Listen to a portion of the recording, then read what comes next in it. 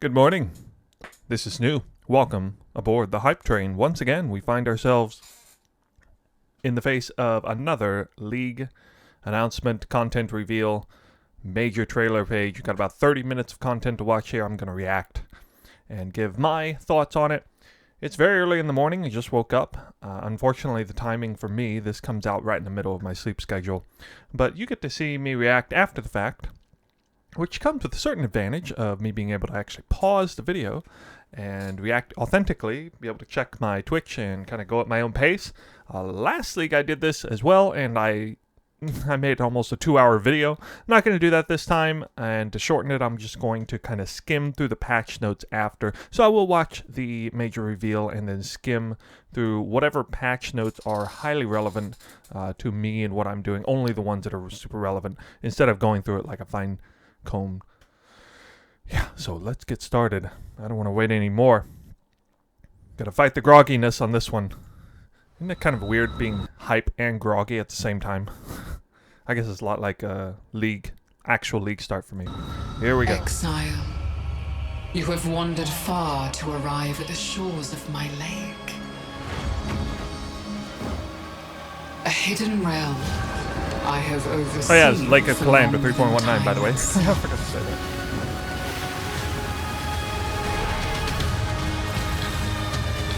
These waters harbor deadly secrets. Oh, I see. It's another circle league. Circles on circles. Oh boy. The map spawns itself. I wonder if it's like is reflected here. totally different platform. Reassemble it as you see fit. Like a totally different map. But the mirror distorts reality. It's not boat league, it's island Beware league. the image that strikes back.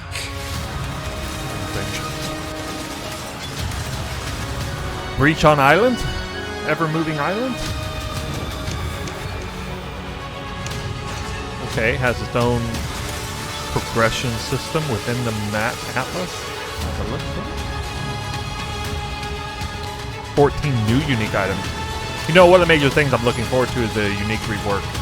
I'm like super hyped to see that, as well as the league revamps. Those are the two major things I want to see. Beyond rework, okay, there we go. Calls you, We're anticipating exile. that. Will you endure, or will you drown?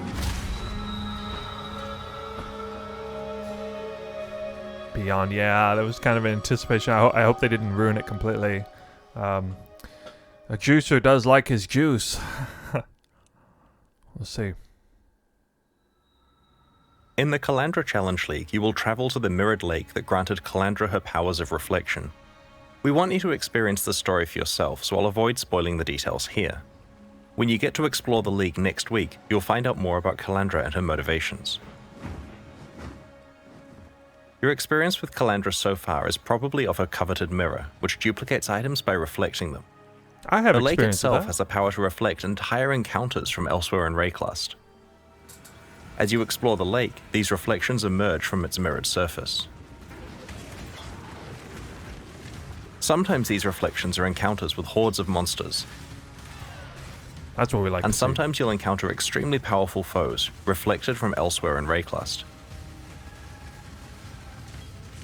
Often, Okay. reflections involve league content, such as this encounter with a Harbinger Put boss. any kind of monster on here, I guess. Nice loot filter. As you play through the league, you'll occasionally encounter a set of columns protruding from the ground, with a mirrored tablet on top. This tablet invites you to construct a custom set of encounters at the Lake of Kalandra, offering a series of different reflections to place in whatever layout you wish. Sure Each of looks these like a reflections represents an completely encounter that you separate- must defeat when you next travel to the lake. Once you have assigned a reflection to every location on your mirror tablet, which will take a few areas, you can open a portal to the Lake of Kalandra itself. Okay, it is a completely different zone. Okay. There you will get to experience these reflections of Rayclust as Kalandra manifests each encounter you have chosen.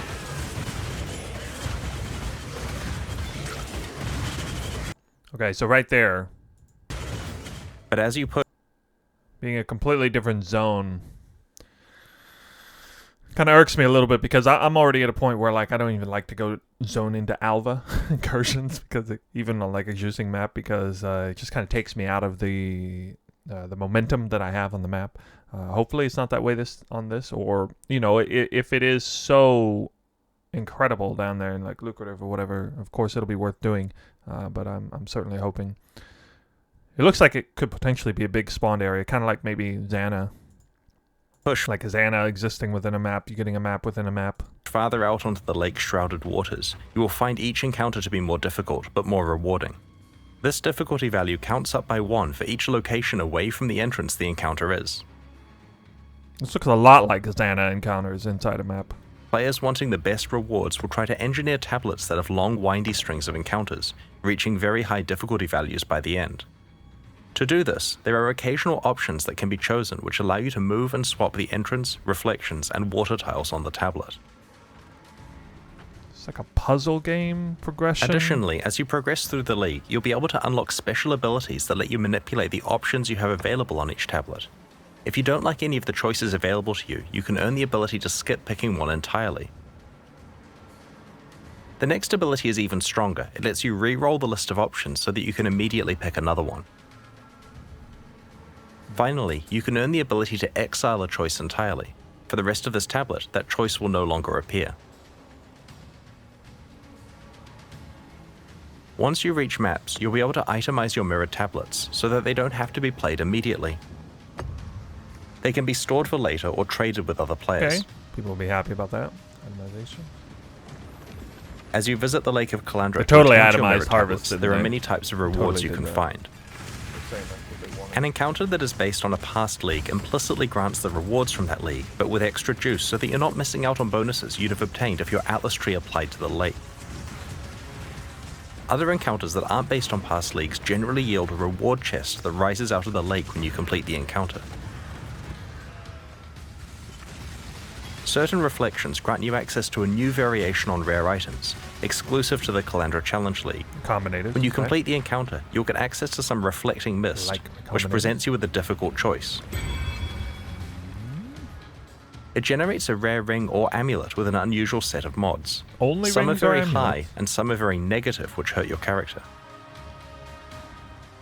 The item is then duplicated, with a reflected copy having inverse mods. Negative ones are now positive and vice versa. The amount that all of these mods are scaled up by is based on the difficulty of the encounter you just completed. Ooh. You may only pick one of these items to keep. Yeah, plus 70 light resistance. That's way It'll beyond. often be a tough choice, It's with like- each it's a lot item like a having breach its own ring, strong though. pros and cons. But sometimes, you'll be offered an item where the negative mods aren't downsides for your build, and the juiced up positive mods are very attractive. Chris just said juice. There are also some special new jewelry base types that you can rarely receive from this process. Base types. But it's all mirrored, so... One rare and difficult encounter rewards you with an advanced version of this crafting process. It allows you to bring your own ring or amulet, distorting and reflecting it with the same process described So before. this is why we can anoint mirrored items, okay. The mods are scaled up in value and See. some are randomly negated.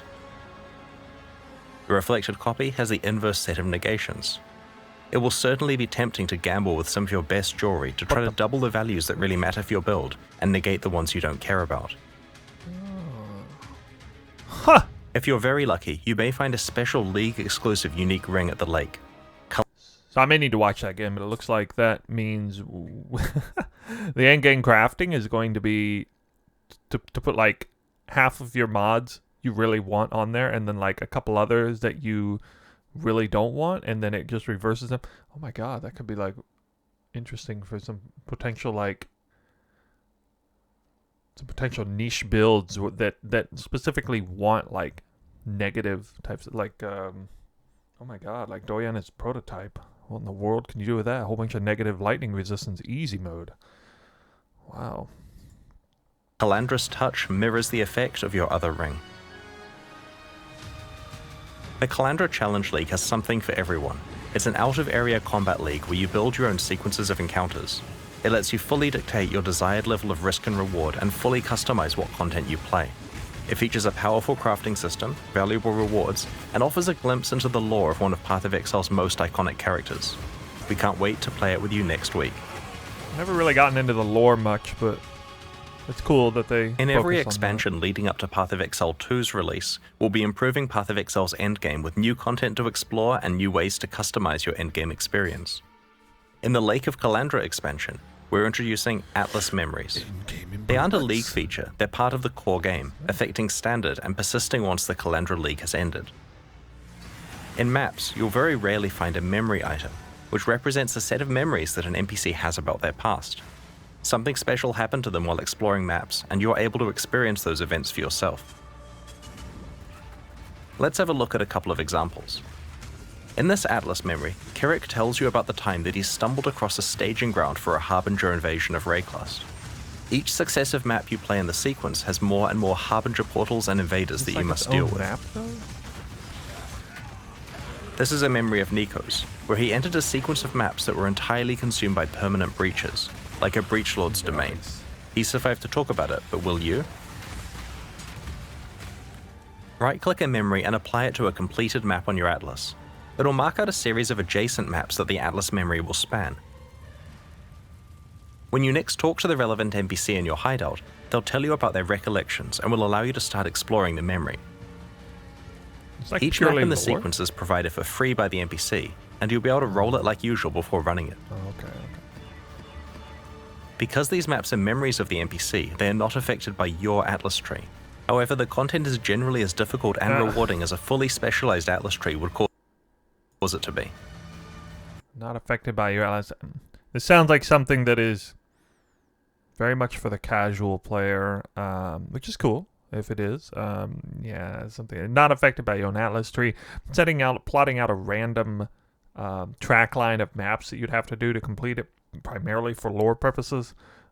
Being able to like alch and go stuff along the way, but not having much control over which maps you would be designated to do. Probably not something that's going to certainly be a core part of what I do next league.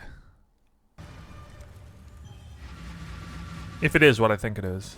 Each successive map in the sequence gets harder and more rewarding as the memories intensify. More rewarding. While memories are tradable, they're also very rare and valuable, so you'll probably want to complete them yourself if you can. For players who love lore, Atlas memories help expand on the backstory of key I will NPCs. certainly explore it. For players wanting to try out different League mechanics at quite high levels of juice that they haven't specialized their Atlas Or just for, watch Grimmer memories talk let them about do this without a bunch of respecking. And for everyone else, Atlas memories are a great way to earn some valuable items, if you're strong enough to complete them.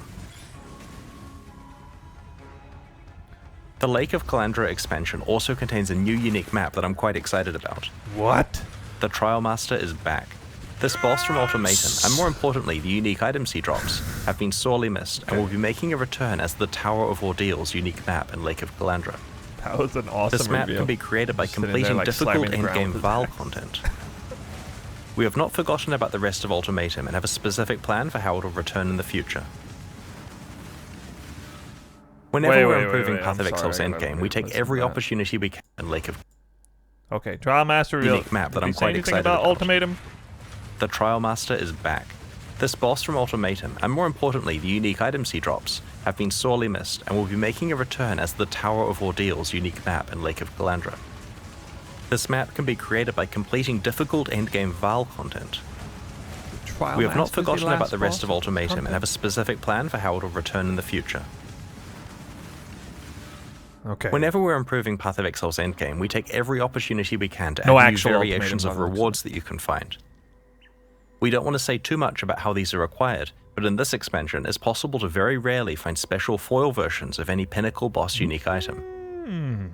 These have the same love stats these. as regular ones, but are certain to be highly prized by collectors or wealthy players wanting to show They drop off. from juiced maps.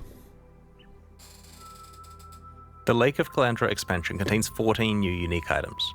In addition to the Kalandra's Touch ring that is exclusive to the Kalandra Challenge League, we have introduced a new endgame pinnacle boss reward, a supporter unique, the Tower Quiver. of Ordeal's unique map, 6 new Grand Spectrum jewels, and even some leveling uniques. Let's see what we have. The here. first we're showing you today is Soul Ascension, a pair of gloves designed by Zizarin. They drop from the Uber Elder. Soul Eater is a very powerful buff, but it is usually hard to obtain in boss fights. This unique grants you the ability to gain This stuff is very easy to obtain in maps, though. Okay, so a split second notice on this. I thought, oh my god, they're gonna demoralize my A league start with a unique that totally outstrips Soul Thirst or something. But no, maximum of 50 souls from Soul Eater, unless they did nerf Soul Thirst, which I kind of have a funny feeling. My heart's sinking right now because I get this funny feeling that they nerfed Soul Thirst to have maximum of like 50 souls or something like that. This is Soul Eater. I'm pausing because this is kind of relevant to what I do here with Soul Eater. I'm very much a Soul Eater addict, I guess you could say. Game 1 Soul Eater stacked on hitting a unique enemy, so that's actually super annoying for anyone who has a strong character because you hit an enemy like 3 times and it's dead. No more than once every second. Yeah, okay. So this is actually this is an item that's specifically for somebody who has low DPS. While not in the presence. Okay. Actually, no, I'm totally mistaken. This is for bossing, is what this is. So a Soul Eater item for bossing is actually really cool idea. So I kind of take back what I said. It's just simply not mapping unique at all. Stacks of Soul Eater when you hit a unique enemy, but also makes you lose those stacks if you aren't near one. Ghost Wraith is a leveling unique which allows you to play as an almost pure energy shield character during early parts of the campaign. That's cool. Really nice visuals on it. We'll reveal the other new unique items in this expansion over the next week. Creepy. Path of Exile has a lot of unique items in its core drop pool. Over 700 in fact. We feel that there are 2 big problems with unique items at the moment. Yes. The first is that you find too many, and the second is that they are generally pretty useless when you do. Sure, there are some powerful endgame or build-enabling uniques that feel amazing to find, but the majority of unique items found throughout the game are rarely actually useful to you. In the Lake of Kalandra expansion, we have made a lot of changes here. We have reduced the overall drop rate of uniques throughout the game and have rebalanced and overhauled over 100 existing unique items, with an emphasis on uniques in the core drop pool, including leveling uniques and some endgame uniques. You're going to find unique items less frequently now, but when you do, they're going to be a lot more. I see Soul Thirst anywhere on this picture. Well, let's see. Let's just kind of tease ourselves a little here. What do I see that would be relevant to me?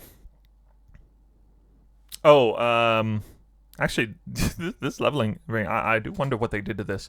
This ring is amazing here, except that you can only equip 1 ring. Forgetting the name of it. Oh, okay. Let's see here. I don't actually. So far, I don't really see any that are directly relevant to my build. Nothing. There's a bow, Roth's Reach, and Death's Harp down here. Here, I mean, if they buff the bejesus out of them, maybe they can be relevant to a league start scenario. I don't know though. Yeah, that's Asenath's Touch. Well, that's an expensive unique. I mean, this isn't 100. This isn't 100 right here, is it? This is about 50. Or maybe this is 100. Wait, 1, 2, 3, 5, 6, 9, 10. Actually, this is 100, isn't it? Maybe it is. I can't count. But pretty underwhelming as far as like me looking at these at a glance and seeing if maybe one of the uniques I care about was buffed. Oh, well. More punchy. Nyx's Lantern has been completely changed from the ground up. Previously, it was trying to allow you to play a hybrid attacker and spellcaster, but it didn't really work very well. With the new design, it's a lot more elegant and delivers on this goal by simply granting high damage and the Battle Mage effect, so that your weapon damage is added to your spells. Cool. Thousand Ribbons is an example of an item where we merely needed to tweak values on the existing mods to make it a lot better. We want mod value rolls to matter more, and this item now showcases that well. Wow, that's pretty decent. If you find Especially a high-rolled one early on, you're probably not replacing it for a long time. Free extra link there. Malachai's Simula was trying to deliver the Blood Mage fantasy by allowing you to spend life to cast your spells. Oh my god. This was meant to be special because the Blood Magic Keystone was far away from the Witch starting location on the skill tree. Isn't that like 30% more spell damage and 20% chance to deal double damage? Good god. Fortunately, this item wasn't really powerful enough to justify its use. It has now been overhauled, and alongside Blood Magic, it grants a powerful multiplicative damage boost. Pretty rough competition. I guess it's not actually that great because helmet slot's so valuable. With over 100 uniques rebalanced in this way, your play experience is now punctuated by quite large bursts of power when you find one. Super glass cannon. We'll continue to examine the power level and rarity of more unique items in subsequent expansions. The Lake of Kalandra expansion includes 3 new skill gems and 1 new support gem. I didn't even think about new gems. Alchemist's Mark is a new mark skill. Igniting or poisoning the marked target creates burning or caustic ground underneath them, based on the damage of the strongest ignite or poison on the enemy. The damage of the ground effects also scales with curse and mark effect, providing a non-standard way to scale your build's damage. That's good. Hitting the marked target also refills some of your flask charges. This new skill opens up an extra source of damage for ignite or poison-focused characters, especially for ignite builds that want an alternative to flame surge, or poison builds that cause fewer, higher damage poisons. This high-level build uses Flame Blast, with 100% of the damage converted to Chaos, to inflict huge poisons on enemies. When Alchemist's Mark is cast on an enemy first, that enemy drops caustic ground when it's poisoned, scaled by those big Flame Blast poison hits, melting everything into a puddle. Galvanic Field is a new shock-themed spell. When used, you gain a buff, granting a small bonus chance to shock. When you next shock an enemy, the buff is consumed and the enemy becomes energized, repeatedly zapping themselves and nearby targets. A lot like ball lightning, y'all. Oh my god. If the energized enemy dies, then the energy sits at their location and continues to zap things. I wish I could play that. Galvanic Field's area of effect and zap damage scale with the strength of the shock on the target. While Galvanic Field is great for any build that shocks, you can even fully build around it, and use a skill with increased shock effectiveness like Arc to shock enemies and kill them with a ball of death. Lightning Conduit is another new shock-themed spell. A wave propagates out from the target location, causing lightning bolts to strike all shocked enemies in a large area. It's like Herald of Thunder. The damage is scaled by the strength of the shock on each enemy. Lightning Conduit cannot itself shock and won't hit non-shocked enemies at all, so the challenge with this skill is to find a way to consistently apply powerful shocks to your targets to make the most of Lightning Conduit's high damage potential and area of effect. This high-level build uses Wave of Conviction to shock enemies, before casting Lightning Conduit until they're obliterated. For longer fights, it can employ Galvanic Field to create a constant source of lightning damage. That's cool. Oh my god, a 2-button build? Last but not least, Overcharge Support is a new support gem that causes supported skills to deal less damage, but makes them inflict much stronger shocks and grants them a higher chance to shock. Overcharge lets many different lightning skills create powerful shocks. Use this to take advantage of Shock's large damage multiplier, or to activate Lightning Conduit and Galvanic Field. As Path of Exile expands, we often revisit previous leagues, reworking them so they stay relevant and engaging. In Lake of Kalandra, we are targeting 3 such leagues: Arch Nemesis, Beyond, and Harvest. Revamped league content. The larger context here is that we've been re-examining what role rare and magic monsters have in Path of Exile. The introduction of Arch Nemesis modifiers as the monster mod pool prompted quite a lot of discussion about how often you should encounter rare and magic monsters, how difficult they should be to kill, and how rewarding their deaths should be. Previously, League content made fights hard by spawning a lot of rare monsters. A whole lot. In some cases 6 to 8 times the normal rate of rare monsters. That looks like... See what his health pool is doing there? That actually reminds me of Diablo 3. See my health pool do that. Oh man. It's fun times. Yeah, okay, we'll just play it. Now that we have better mods available to make fights against rare monsters individually challenging, we have gone through the whole game and normalized the rate that rare monsters are spawned at. Some leagues had quite large reductions in spawn rate. You won't encounter situations with dozens of rare monsters on screen at once anymore. Alongside this reduction of how many rare monsters you'll face, we have improved their rewards and made sure that they scale with both difficulty of the encounter and any item rarity or quantity bonuses that you have. Rip Headhunter? Again? During the campaign, you'll only encounter 1 and 2 mod rare monsters. The 2 mod encounters are a bit harder and have better drops. In maps, you'll stop encountering 1 mod rare monsters entirely, and will mostly encounter 2 and 3 mod rare monsters. It'll also be possible to encounter 4 mod rare monsters again. Not only are the innate item drop bonuses scaled up significantly on monsters with many mods, but we have made these challenging encounters rewarding in another way too. About a third of the more powerful Arch Nemesis modifiers now use a special reward conversion system. For example, if you defeat a monster with a Corruptor mod, all of its drops become corrupted. I suppose if they make the rewards juicy enough. The maybe Solaris people stop Touched mod complaining converts all of its item drops to maps. about it. So there's gonna be hardly any rares in maps now. Is The that what he's saying? Katava Touch mod will cause the rarity of its drops to be upgraded by 1 tier. You can steal So more magic buffs from becomes Minion, rare, yeah. rare becomes unique, and so on. If you're lucky, you can find these conversion modifiers on both the 3rd and 4th mod of a rare monster. This causes them to stack together. So if you kill a 4 mod rare monster with both the Entangler and Katava Touched mods on it, its heavily juiced drops will also be converted to jewels with their rarity upgraded by a tier. Due to the high amount of inherent item rarity that 4 mod rare monsters have, this may result in several unique jewels dropping. What? Why are they more rare? This conversion system is fully compatible pay with more your attention. item rarity and quantity bonuses, as well as the drop bonuses from all other Arch Nemesis mods. Going forward, we want to make sure that a lot more item reward mechanics scale with your character item bonuses. Get your Magic Find characters ready. What? As a result of this system, when you do encounter a rare monster with many Arch Nemesis mods, you are well rewarded for the difficult fight.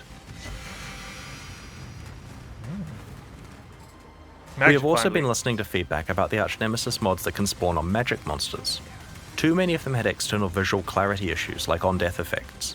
We have toned these down on magic monsters so that more of them are stat-based bonuses that aren't so spammy. Probably a good idea. Encounters that spawn a on-death series effects of on magic monsters. Now make sure to preserve the same Arch Nemesis modifiers between the monsters rather than rolling a different one for each monster. This will further help keep the game state understandable in hectic situations. Beyond was introduced in August 2014, initially as a hardcore-only challenge league. It's 8 years old now and certainly has several issues. Firstly, the art. Have you ever really taken a close look at a Beyond demon? It is literally a bandit from Act 2, dunked in red paint. The second issue is its balance. The number of magic and rare monsters spawned is so much higher than the rest of the game, and whatever problems that resulted in before are magnified now that rare monsters are meant to be more difficult. Beyond also spawns way too many unique bosses, which causes its own set of issues. In Lake of Kalandra, we have given Beyond much more than a fresh coat of paint. The Scourge have taken over the realm of the Beyond demons. Okay, they didn't remove the old it, at bandit least. Beyond demons are gone. Summoning monsters from Beyond will now summon Scourge monsters and bosses. Okay. We Well, have that's cool. completely rebalanced the rate that Beyond monsters and bosses spawn at, so that it's appropriate for modern Path of Exile. Those are real bosses, though. The new Beyond monsters can now occasionally drop the Scourge League's tainted currency items that allow you to modify corrupted items. Oh, wow. Oh my god. So We've they... also completely Six things for everybody. All my League Start just got reduced in price by like 20%. revamped how harvest crafting works. Rather than being presented with a selection of crafting options that must be used immediately, you now receive itemized tradable life force of the appropriate color. Okay, there it is. This life force can be used later, in your own time, at the Hoarder crafting bench in your hideout. Its crafting options are now priced in terms of this itemized life force currency. He did Tier it. 4 bosses are now encountered Oh, much man. more frequently and can drop a key to fight a I Shabi. bet Chris Wilson She yields hated special caving life into force which this. can be used for a specific set of crafts. We have rebalanced all harvest crafts for the new system and have removed a bunch of filler crafts and some ones with deterministic outcomes that were incredibly We RNG have rebalanced. Nerfed! Oh, harvest crafts. gated before. No?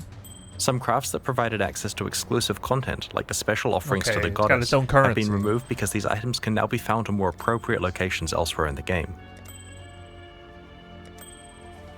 The result of these changes is that when you complete a harvest, you aren't presented with 30 crafts which must either be used immediately or unsafely traded to some player you found on a community Discord server.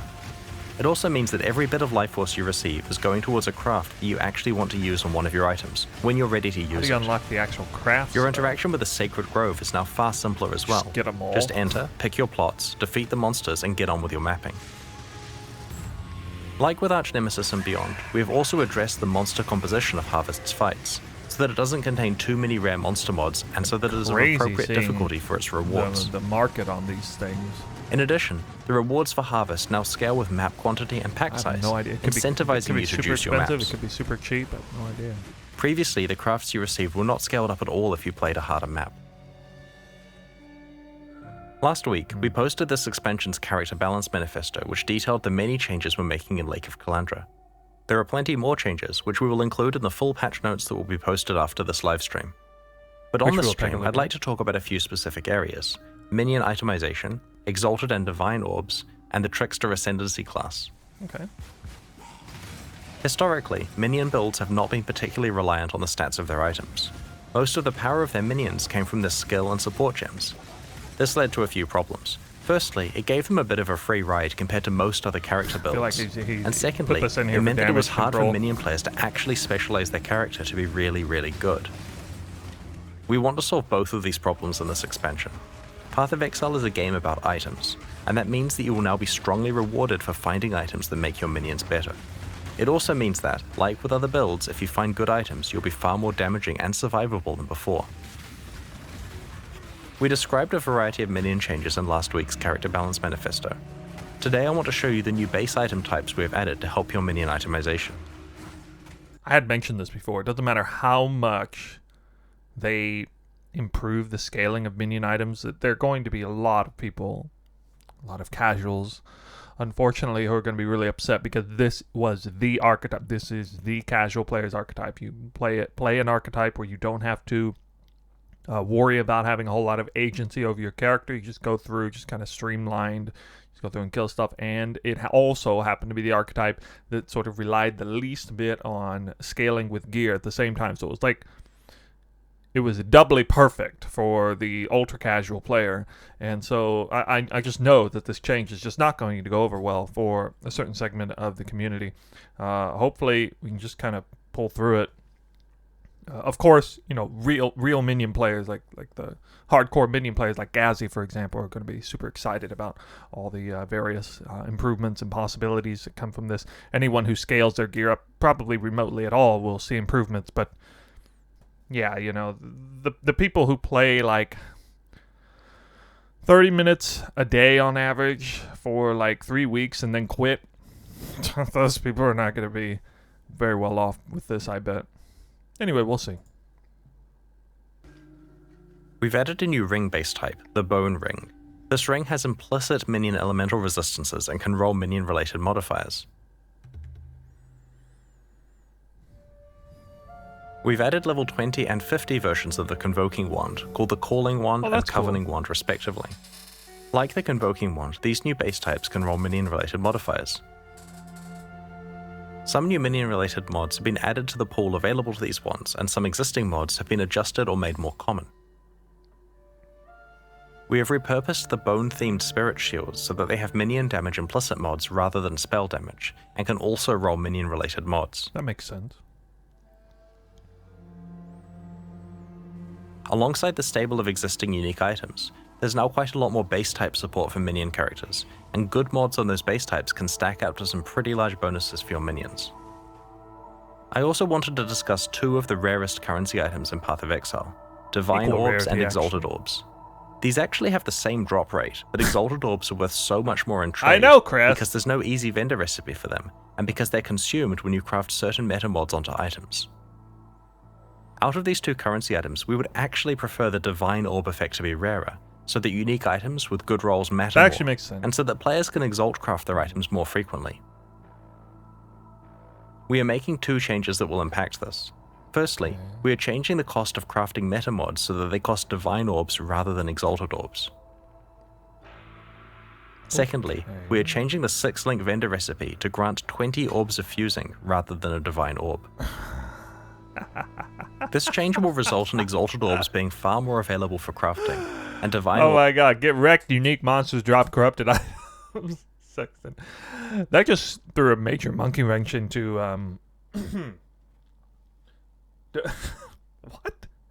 Juiced up, Beyond, well, that entire meta just got destroyed this league, because Beyond is not nearly as going to be producing as many rares as before, and then unique monsters drop corrupted items. Does that even have a use anymore? I mean, and then fusing, wow, it's like triple whammy. You know, fusings are going to be worth less now because tainted currencies are back.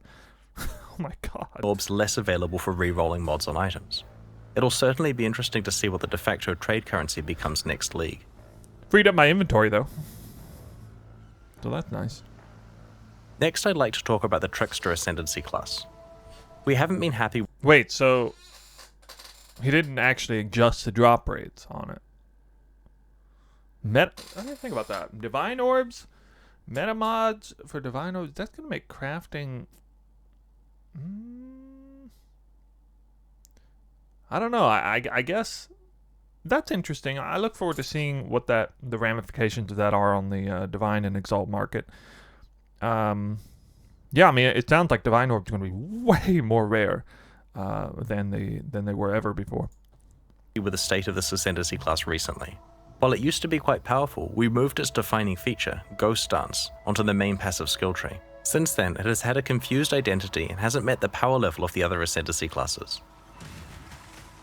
In this expansion, we have reworked the Trickster, with a focus on establishing thematically appropriate defenses and ways to manipulate speed. Can he use a bow, though? One step ahead allows the Trickster to manipulate time in an interesting way. Enemies are slower than normal and cannot have their action speed raised above this value, such as through an acceleration shrine.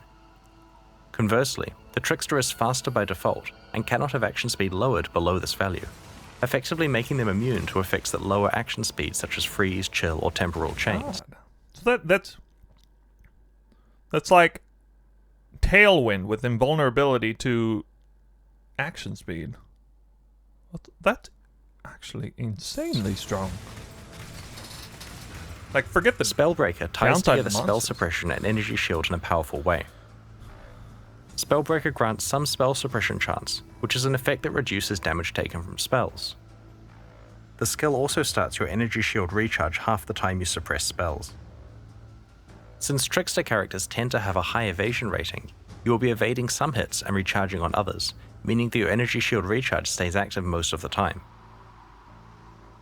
Spellbreaker also further improves defenses by reducing the damage you take from suppressed spells while on full energy shield.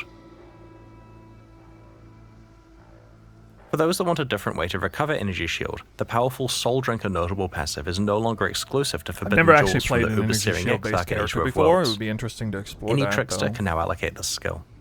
At some point it will. Polymath provides more bonus damage, life, mana, and energy shield on kill for each different type of mastery you have allocated. It reinforces the idea of a Trickster being a jack of all trades, and will lead to interesting decisions when planning your passive tree, trying to fit in as many Polymath, different nice, types of masteries as possible. Nice name. Overall, the new Trickster is intended to be the Shadow's answer to the Champion, but faster. He should be an exciting option for players who want to get a lot of evasion, energy shield, and recovery out of their Ascendancy class while still being able to melt enemies. Looks good on his Alongside face. today's livestream, we're launching 2 new series of supporter packs, the Knight and Rogue packs. Each tier contains the pack's full face value and points, plus several exclusive microtransactions. These packs are only available during the Kalandra League and will leave the store forever in 3 months. Every microtransaction you are about to see is entirely cosmetic and does not affect your character's progression or power. The Knight Pack series contains 6 exclusive microtransactions, including the full Knightmaster armor set. The Aetheric Mana Flask releases a burst of mana upon activation, then draws in energy from the environment as your mana Wow, refills. that's a really cool skin down there. The Hoarder's Stash is a stash skin that can be used in your hideout. As you place items in the stash, they Well, hover they above needed it a until you're stash skin, finished, before didn't being they? sucked into storage. That's pretty cool. A ton of people are going to buy that. This is the Knightmaster armor set. While wearing its helmet, your actions are periodically duplicated by an ethereal copy of yourself.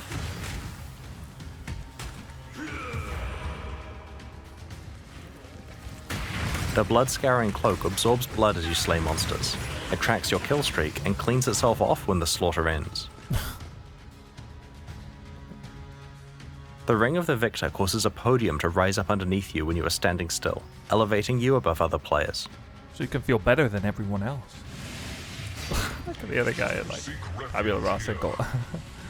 And all the leveling you need. The Warlord's Lieutenant Portal summons a warrior spirit who will greet you, cheer you on, and commend you on your actions. So you can feel better about yourself. Wow, this is the so you can feel better about yourself supporter pack. The Rogue Pack series has 6 exclusive microtransactions, including the Rogue Stalker armor set. The Beast of Burden Pit visually carries your items for you, becoming more laden with bags and packs the more full your That's pretty inventory cool. gets. That's one step closer to China auto looting, though. Yo, they didn't even buff comms. The Collector Serpent Shield Chest, covets the did they? treasure you find. Whenever you pick up an item, the serpent darts out to grab it. That's not all that good looking in my This opinion. is the Rogue Stalker armor set. While wearing its gloves, critical strikes cause blades to appear and slice at your enemies. I like that set though. Nice looking set.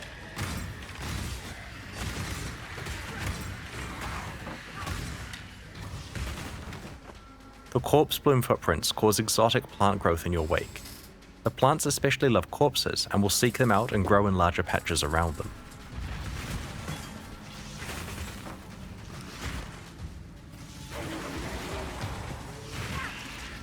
Aw.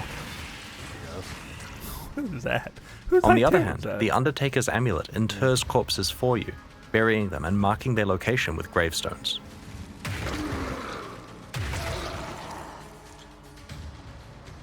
Seems a bit overkill. The unstable explosives back attachment is not for the faint of heart.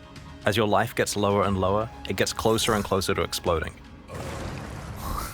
What? And when you die, your party The members massive will just certainly feel MTX. it. That's ridiculous. I feel like that MTX greatly supports As I party mentioned play. before, these packs are exclusive to the Kalandra League and will leave the store in 3 months.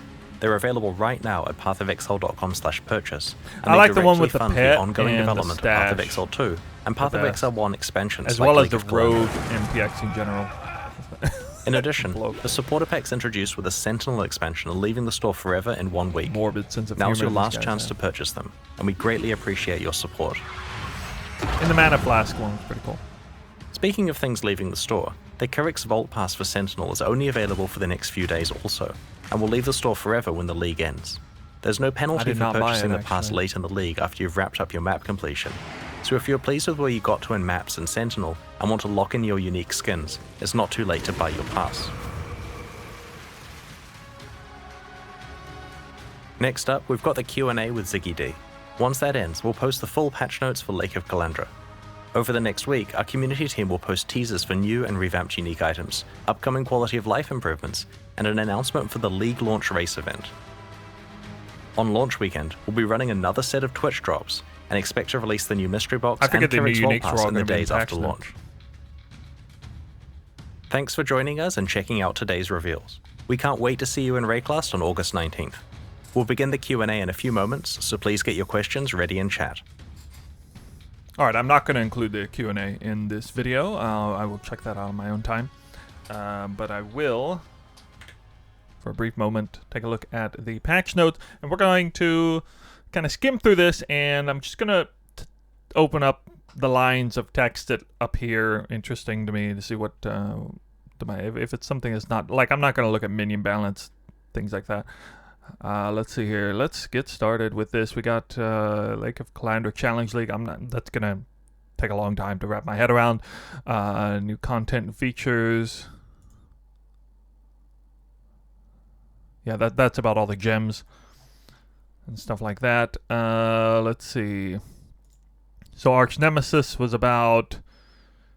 I think this is just sort of reiterating or giving a breakdown on the spawn rates of rares. Going to be reducing a lot of things. I don't really need to look at that for the sake of this video. Beyond, I'm going to take a little extra care on Beyond because Beyond is a big part of map choosing, which is something I like to do. Talking about how, yeah, so they're transforming Beyond into Scourge as far as artwork but not like Scourge League functionality. Tainted items is going to be a big deal now. 6 linking things is going to be much easier. Double corrupted. This is great for me because I'll feel much more confident about like double corrupting a bunch of Daros's Defiances, for example, to get like a really good one. So unique armors and weapons, corrupted. It's kind of back on the menu here, so this is great. Let's see here. So Beyond Portal, okay.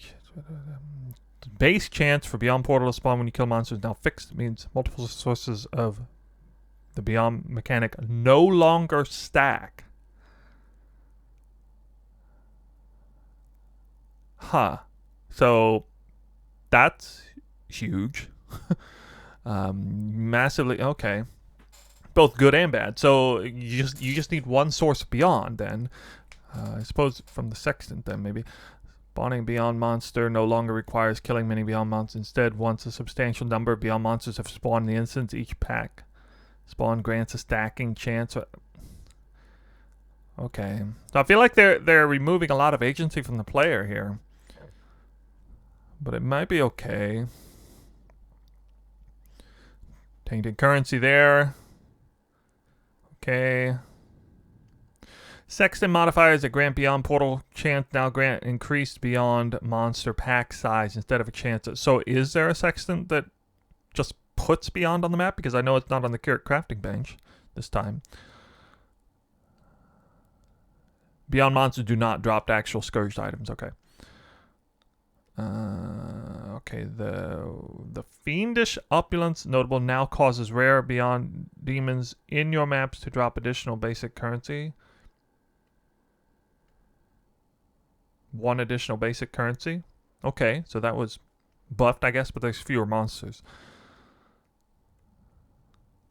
5% increased quantity of tainted items dropped by Beyond demons. Okay. Beyond looks like it could be really good to do. It looks like it's something that I would certainly want to put on the map if I can relatively easily. The Scent of Blood. Okay, so it now grants 10% chance for your maps to attract Beyond demons. Alright, so that tells me there's probably no easy way to guarantee putting Beyond on the map. It's just sort of... It's like, you know, 2% chance to... For breaches to spawn in your map. A 10% chance to attract Beyond. Certainly a note I would want to take on its face, anyway. Beyond monsters have a 30% increased chance to spawn a boss. I am looking forward to running Beyond. We'll see. Okay. But, like, where are the other ways to increase the chance of Beyond on the map? I guess, wow, well, this may put a kink in my plans rolling 8 mod corrupt the map, because now rolling maps specifically just have Beyond on it might be really important. It depends a lot on how good Beyond is in the map. So, I mean, it's obviously going to be better than not having it on there. Let's take a look at Harvest here real quick. Okay, Harvest. Monsters are no longer associated with specific crafting options. Do not grant... Yeah, okay. Stacks of life force. But there were different kinds of life force, I think. Yeah, primal, wild, and vivid. Okay. I mean, I don't really know a whole lot about those. I never even knew what the difference between yellow, blue, and pink plants were. I want to know how you unlock the crafts themselves. Okay, the bosses spawn more frequently. That's good.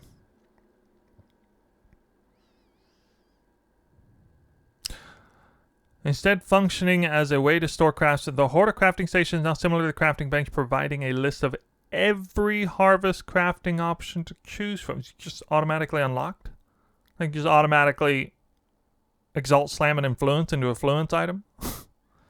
For an extremely expensive price, no doubt, but what? Well, that seems like Harvest is overpowered as hell. Use him before you lose him, okay. Yeah, removing a bunch of random stuff in here.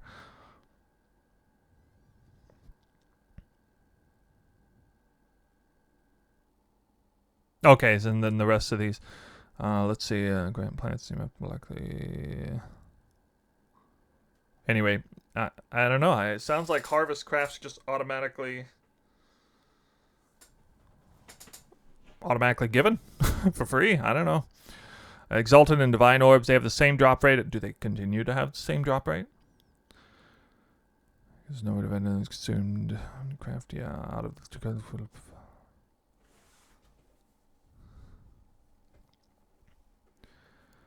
Yeah, this is going to have a lot of ramifications on how much I use Divine Orbs to divine up uniques. So, and automatically well-rolled uniques are going to be worth a lot more now.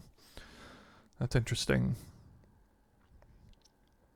Not looking forward to divining the Watcher's Eye.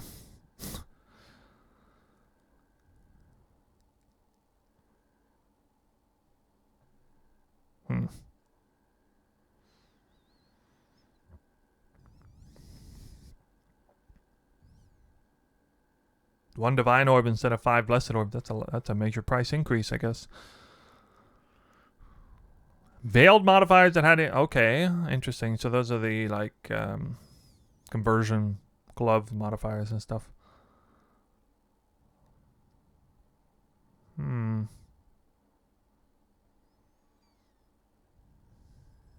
Okay. Rebalance of unique items. Jesus Christ, a lot of unique items. Well, this is going to take way too long to read all of this in this video.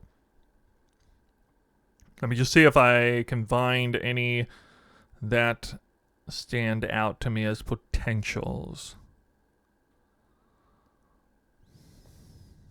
Brisk Wrap is a deck stacking armor, really? Darasol's Courage. But what about Darasol? Oh, Darasol's Defiance.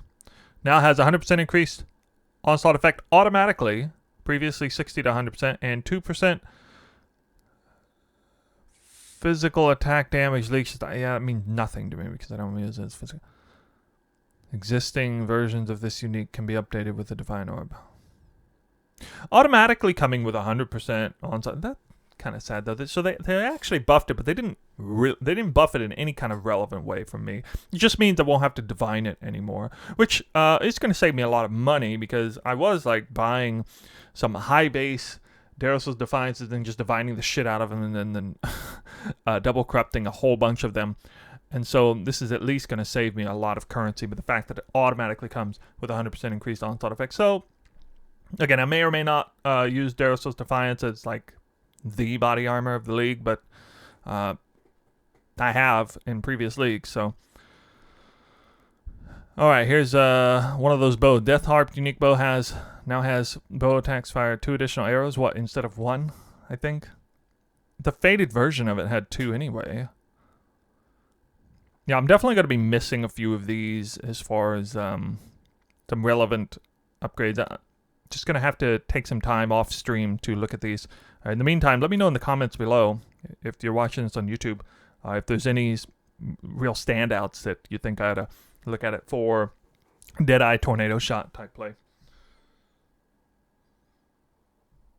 One of the members in the chat here on the Twitch says, it looks like my build probably wasn't really buffed or nerfed in any kind of major way. So I'm happy. I mean, relatively happy. Soul Thirst is not on this list by the looks of it. That's good, honestly. I was afraid of what they might do to it. I personally think it's way more powerful than I think the average person thinks it is. This is primarily just throwaway uniques that are now buffed to a version where it's maybe usable. Again, I'll have to look at it personally. No rampage items. At a glance, I didn't see any rampage. That was another one I wanted to see if they maybe buffed any rampage uniques. But I don't see any, at least just kind of skimming through there. Faded uniques is something interesting I want to see here. Faded uniques can no longer be acquired. The special mod has been moved to the base version. Oh, okay. That's good. I mean, it's kind of annoying how all that worked. I'm happy to see that. It's just kind of removed that whole thing. There's a needless... It's kind of a needless thing to have different versions of the uniques. At least with the way the system worked currently.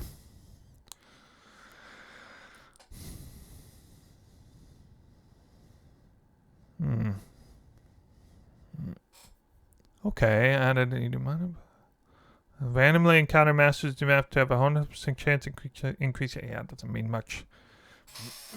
Defense balance, definitely relevant here.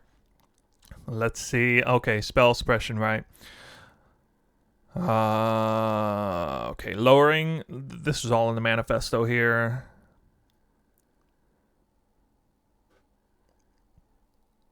I think this is just... So, this is actually highly relevant to the League start guide I'm about to make. I will need to kind of go through and do do a little bit of math to see how much extra spell suppression will have in that build guide. We may no longer even need a single spell suppression piece on gear, or probably will need one, but only one. Okay. Yeah, Arctic armor. We knew about that.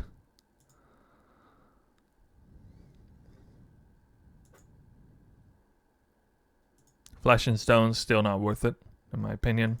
Defiance Banner, of course, we got nerfed overall, but at least as far as the armor and evasion is concerned.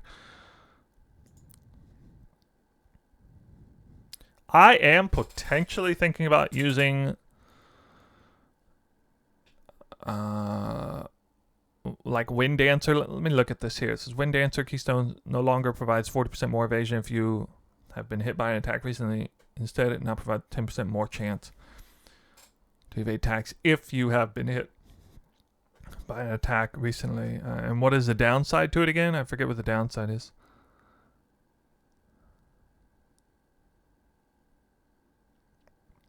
%20 more attack damage if you've been hit by an attack recently. So higher chance to evade, but 20% more attack. See, the crazy thing is this Keystone may actually make sense with my build, because if I use Windward as well as Darius's Defiance, that's two separate mechanics that make me way squishier immediately after I've been hit. So it could stand to reason possibly making myself more susceptible to damage if the upside is really good right after I've been hit. It still doesn't sound like it's balanced well enough. 20% more damage taken. If it was 20% increased damage, I don't know. Anyway.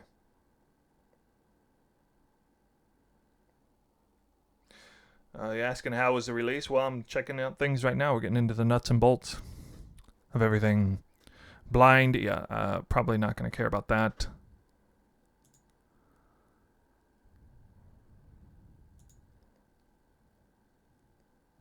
Mana builds, minion balance. Let me scroll back up here. Let's see what, okay, defense, minion balance. Explosive arrow. Okay, that got nerfed, right? Sniper's mark. Let's verify what happened here. Remove the life and mana. Okay, so that stayed true to the balance manifesto.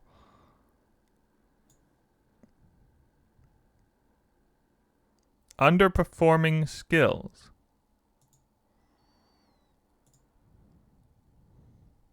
Anything in here worth looking at? And probably, okay, there's haste. So I will probably use haste as my aura of choice on leveling now, considering the buff that it received. I think there's like an 80% chance currently at the way I'm thinking about it. Although purity of elements is obviously very, very good.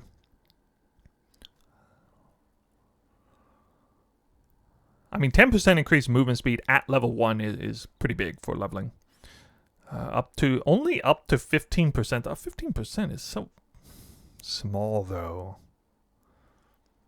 I already use Val Haste generally in my build, so Val Haste being buffed is really nice. From to 20, so basically an extra 7% increased movement speed from Val Haste, as well as attack speed. Okay. Not huge, but nice. Okay, that is there. Val Breach, I'm actually considering putting this in my build guide. It should be extremely valuable. I've never actually used Val Breach, but I know what it does, so something I gotta test yet. Should be incredible for Soul Thirst belt. For, getting the ball rolling. But we're not quite there yet. Let me see here. Ascendancy changes. I'm not going to look at that. Crystallized Omniscience to verify that they're buffing this the way I think, or that they're nerfing it the way I think. Let's see. Yep. Okay, it's exactly what we thought. So Crystallized Omniscience is going to be have only about 2/3 of the power that I had before. I had mentioned a while back in another video that I was afraid I couldn't equip my bow anymore because of this change. I was mistaken. It's not going to be any harder or easier to equip your items based on the amount of omniscience. It's just the rewards from the omniscience is going to be much less. So I typically run a build that has about 1,000 omniscience. Instead of 100 all resist, all elemental resist, and 100 elemental penetration, it will now be 66 all resist, elemental resist, and 66 elemental spell penetration. Not the end of the world. It will have some ramifications on gearing, needing a little bit more all resist. Again, not the end of the world. Effective shock.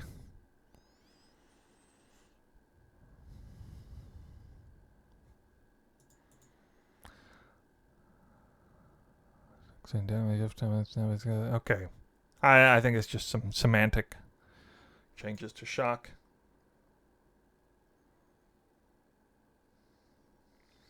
The biggest nerf to your build is the reduction in amount of rares.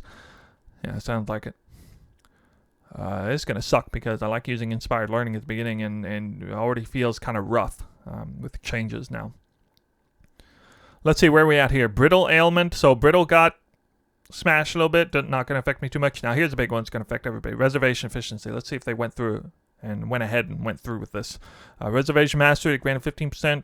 Mana reservation has been removed from the passive skill tree. Life reduced to... So it's exactly like it said on the manifesto then. No, they didn't change any of that. I thought if there was anything that was possibly going to be reverted or adjusted based on feedback, it was this. Honestly, a little surprised to see them go through with that completely. Now, I am considering running a low-life League Start build, which will take advantage of this right here, 20%. I'm not 100% sure I'm going to do it. It would be with Petrified Blood, which I use currently, but not for Magic Find divination distillate purposes, but for other purposes, including getting Vitality on for relatively cheap. So if this, assuming this is true, it goes through like this, at least reserving life, we still have a decent mastery for that, and that's nice. Otherwise, everyone else will just take 10% increased effect, or nothing. 10% increased effect is most likely worth it if you're running hardly any auras at all.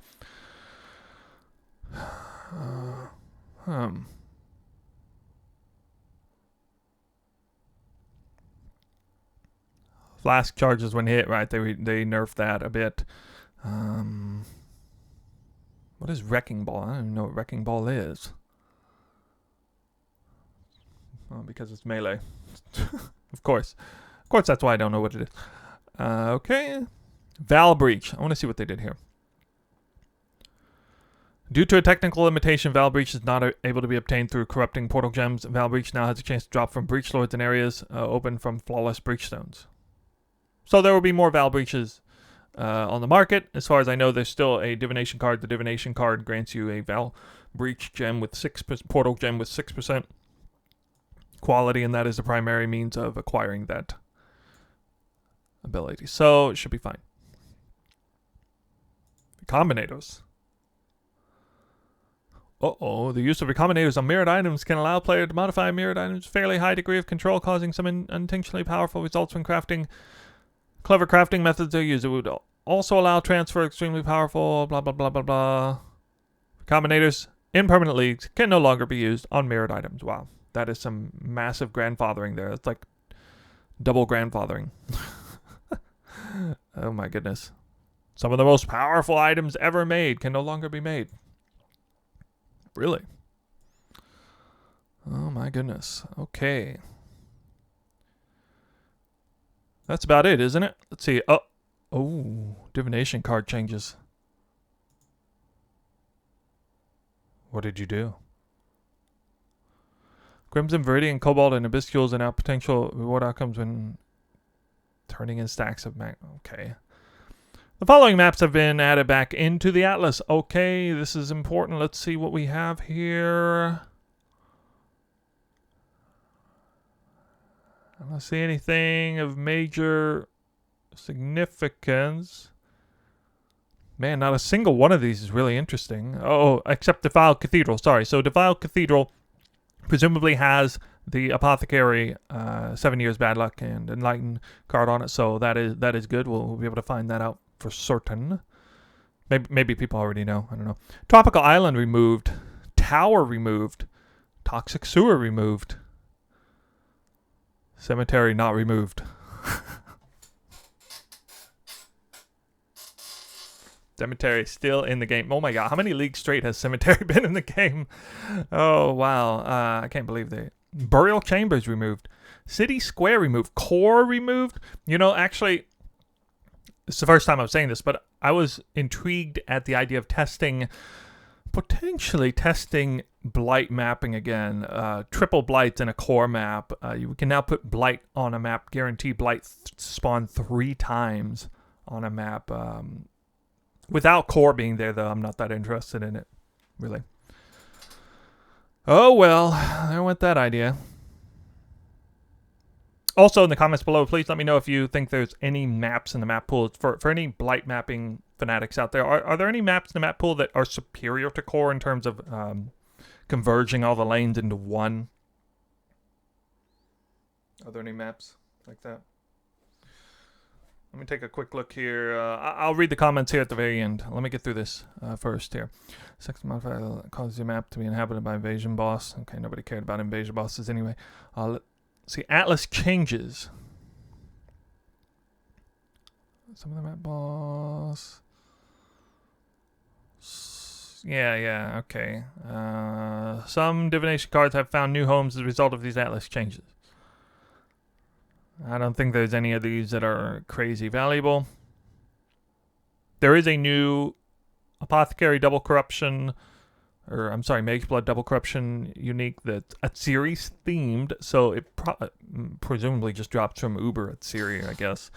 I don't know. I have a feeling it's not going to be a map-specific, global map-specific drop. I think it'll be a boss-specific drop, probably. Keurig mods available. So I've already seen the list. Somebody in chat did ask about this. Thoughts on Expedition at 12 Chaos? I don't have much thoughts on Expedition, especially now that it seems to have been indirectly nerfed due to the Apothecary card coming out. Gwenin was the primary source of acquiring Mage's Blood in Arch Nemesis League. However, that's gone.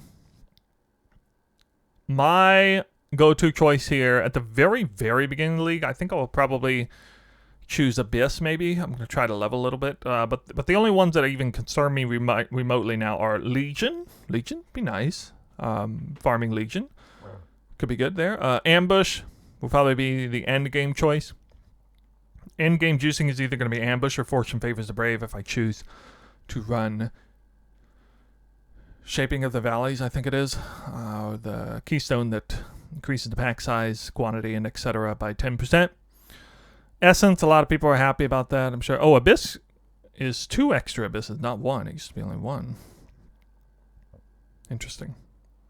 Some people are speculating maybe Expedition, you can now have more than just 1 Expedition on the map, but I don't see any changes on that, so it doesn't sound worth it. People are saying solo self-found is why the Expedition costs 12 Chaos Orbs, I think. Yeah, they're kind of balancing the game around solo self-found. Tisk. That's it. Monster changes? Is that?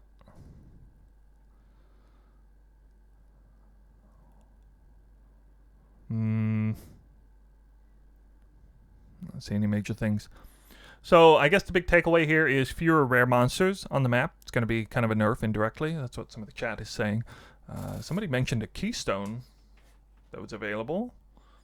Somebody in chat said a keystone where you could double the amount of rare monsters. I didn't see that. I don't see that on here. Did I miss that? Let me look again here. What's Atlas? Atlas passive adjustments.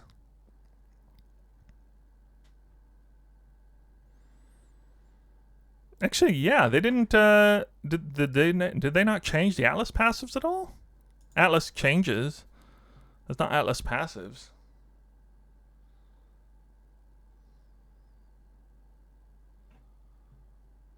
I don't know. I don't see. I thought they were gonna like do major revamps to the or improvements to the Atlas passive skill tree like every league, but I don't see anything about that. Well, it's got to be in here somewhere. I'm just not seeing it. It's in each subsection.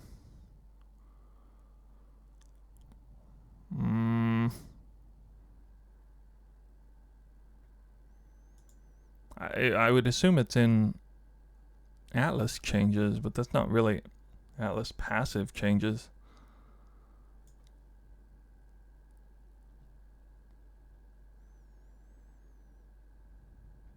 New content?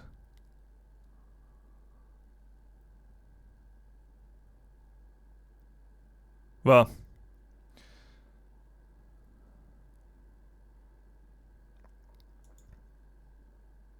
oh, okay. Thank you. Someone in the comments. Okay, here it is. I think so. Under Arch Nemesis.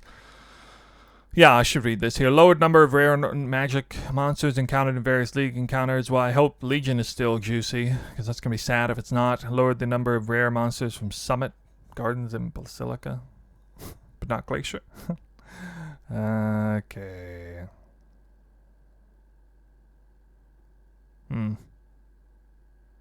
Immune response now causes blight monsters to spawn 50% more non-unique monsters. Previously 100% and causes blight monsters to spawn 100% faster. Previously 150%. Wow, that, I mean, way to crush my dreams, Chris Wilson. I mean, I was literally thinking, you know, blight would be good if I could just make the monsters spawn even faster. If I could just make the encounters even shorter, maybe. But now they're going to make it longer indirectly. So blight encounters now going to take more time. It will, of course, be easier to do, but I don't know. Abyssal Army now causes abyssal maps to spawn 50% increased. God, that's so bad. Reducing that. So that puts a kink into my plans of potentially running Abyss at league start primarily for leveling purposes, but you know, it's not gonna mean anything to me in the end game because I never run Abyss in the end game, really. Unspeakable for the passive no longer causes harbingers in your maps to summon 60% more minions. Flash Breach now causes breach event of 20% increased area of effect and 20% increased monster to previously 30%. So they're really trying to scale back the number of monsters on the map. Okay, yeah, we already saw a lot of this about the rare monsters being fewer in number but more modifiers per monster. Valley of the Darkness Atlas Keystone has been removed as a result of the changes to rare monsters. Stream of Consciousness Keystone has taken up Valley Darkness position in the tree.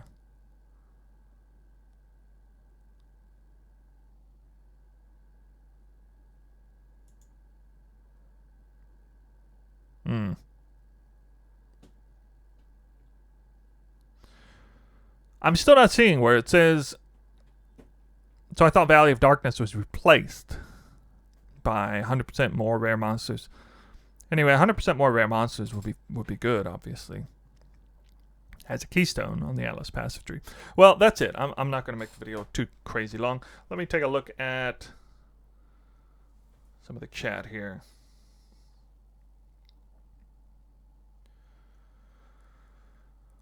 Okay, here thinks Haste is still going to be kind of underperforming. Yeah, literally tossed all feedback into the trash can. It looks like it, yeah.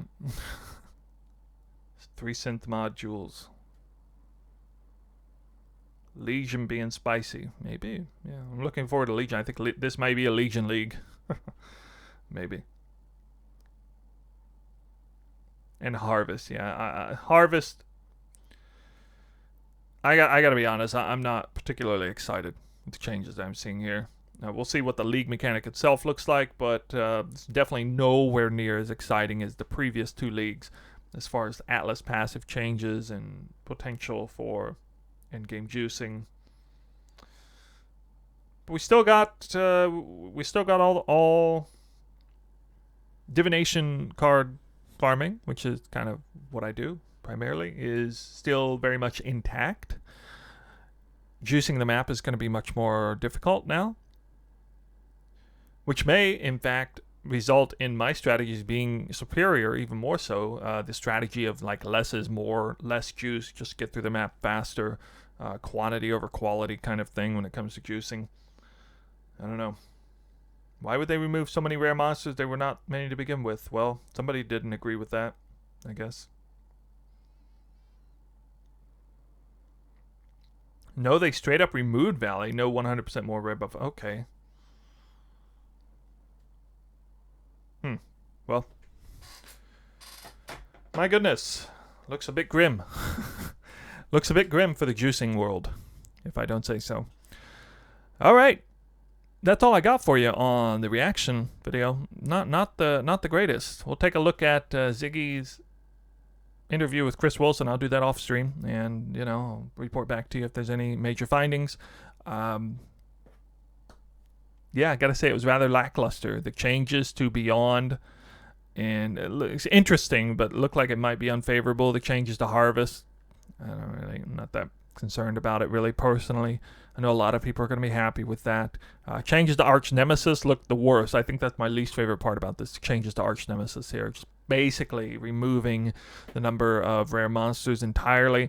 A lot of league mechanics, specific notables on the Atlas passive skill tree that were enabled you to juice the map up a lot more have been diminished in value. A great number of them. Out of all 100 uniques, it doesn't look like there's very many that really affect me at all. Daros's Defiance will be easier to roll as far as Divine Orbing. The Divine Orb to Exalt Orb change, I think, is kind of interesting. Looking forward to seeing how that plays out. Cemetery is left on the Atlas. That's perhaps the biggest boon to my excitement. And I guess Crimson Temple is also still on there. So we have Defiled Cathedral and Crimson Temple. Interesting. So certainly we did okay. We came out okay when it comes to the map pool, I think. The Kirik crafting bench looks very underwhelming as well. No Delirium Mirror, no Beyond, no Domination. Domination is kind of, my ace in the hole for map juicing. Well, anyway, those are my final thoughts, and let me know what your final thoughts are in the comments down below. Thank you for checking out the video, if you did. And I've got more work to do. I am smack dab in the middle of producing the editing and producing the 1000 Crimson Temple Ultimate Summation video. So I got to get back to work on that. In the meantime, good luck practicing your league starts. Hope you get your times down. I hope I can find some time to do that.